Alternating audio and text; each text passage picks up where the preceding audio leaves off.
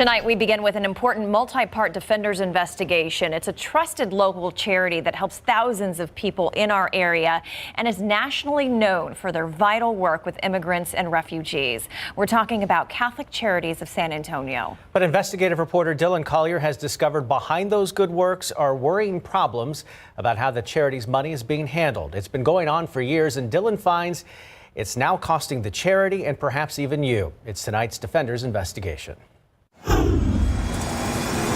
They provide for the weakest and most in need, children without a home, seniors dealing with the difficulties of life, immigrants and refugees looking for safety.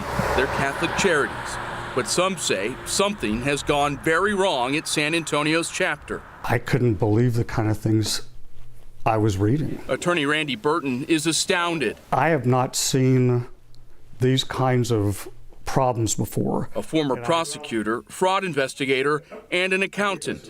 He's just reviewed these documents obtained by the Defenders, financial records of Catholic Charities in San Antonio, stretching as far back as 2012. Millions and millions of dollars at stake. So just ask him about how the donation money is being handled. Knowing, again, how hard it is to get that kind of money, I think it's unforgivable. Take this 2018 audit of the charity's books, completed by a CPA firm last fall. It details money going out the door in an alarming way. Problems accounting for and tracking cash transactions. The charity credit card charged over and over again without any documentation detailing why. Checks of $2,500 or more written without a needed approval or a note on what the money was for. Then there was this, an entire bank account opened by the charity but not on their books. The result?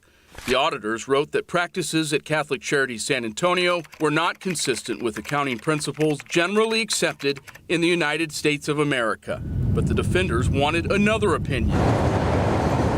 So we came here to Chicago to talk to one of the country's leading experts about what we found. Appropriately, their name is Charity Watch. What this report is telling us is there's lapses, there's weaknesses that could lead to corruption. Meet Charity Watch founder Daniel Borokoff. That's why it's significant, that's why it matters. His take, this is quite a number of problems, is similar to Burton's. They had at least one account that wasn't on the ledger anywhere.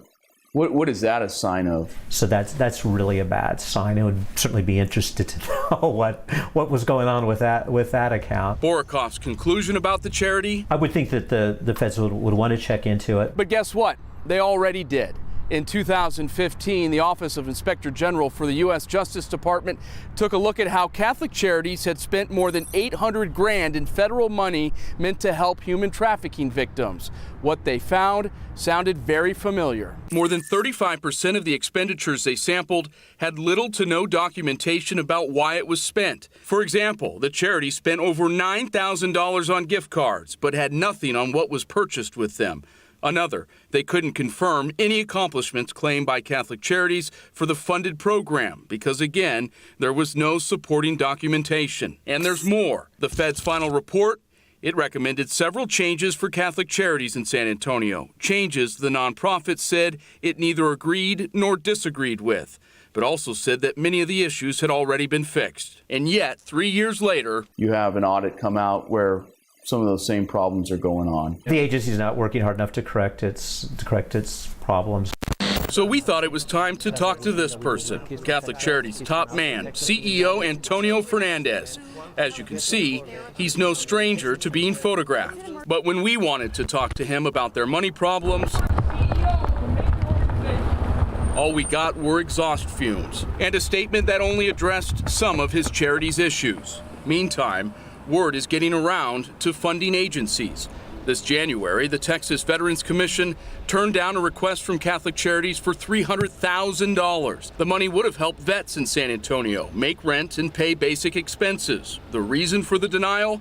The problems found in the charity's audits. But for Randy Burton, I can't believe that they're still in business. It's time for action. What my experience tells me is where there's smoke, there's fire. If I were them, I'd clean house. For the Defenders, Dylan Collier, KSAT 12 News. Now, in that written statement Dylan mentioned, Catholic Charities says in part, recent audits have identified some areas of the organization in which financial controls could be strengthened, and staff continues to work diligently to implement recommendations and new policies to ensure compliance with accounting and reporting procedures. Tomorrow night on the Night Beat, part 2 of Dylan's story.